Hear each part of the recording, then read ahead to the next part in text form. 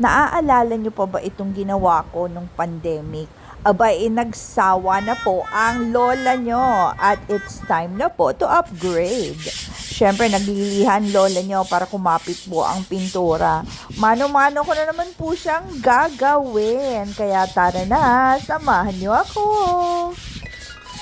Yan po talaga ang unang ginagawa ni Liliha bago ko po siya papahiran ng primer.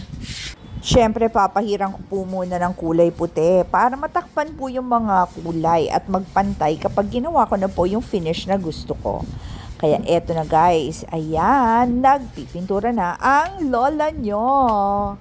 At ayan, konti pa lang ang napipintahan ko at nangangawit na ang kili-kili ko. What? At heto na guys, kulay puti na siya at mag-uumpisan tayong magpinta para mailagay ko na po yung gusto kong design. Kasi sawang-sawa na po talaga ako dyan sa mga dahon-dahon na inilagay ko. At eto nagmi-mix ho tayo. Dalawang kulay nga po pala ang gagamitin ko. Ito po yung dating nakalagay na kulay gray at eto naman po medyo parang off-white po siya na medyo cream-cream para maiba naman po ang kulay.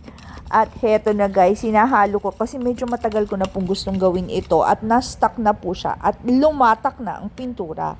Kailangan po maganda ang pagkakahalo para balanse ang consistency ng ating pintura. Nilagay ko na po sa aking plate at ayan, magkahiwalay ang kulay. Ganyan po ang paggawa, yin at yan. Parang si Cruella ng Dalmatian.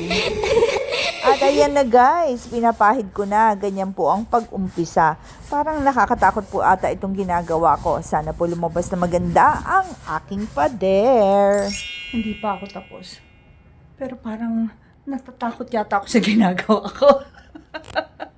Na ang lola nyo. Konti na lang, magtatapos na. Actually guys, masakit po sa kili-kili ang paggawa nito at walang tigil na pagpahid-pahid. Ganyan po talaga ang nagtitipid na kontraktor. Ako na po ang gumawa at sayang naman po ang pagiging artist ko. Sana po'y nagustuhan nyo ang aking pinagagawa sa aking pader. At thank you guys for following me. Huwag kalimutang mag-like and subscribe. Bye-bye!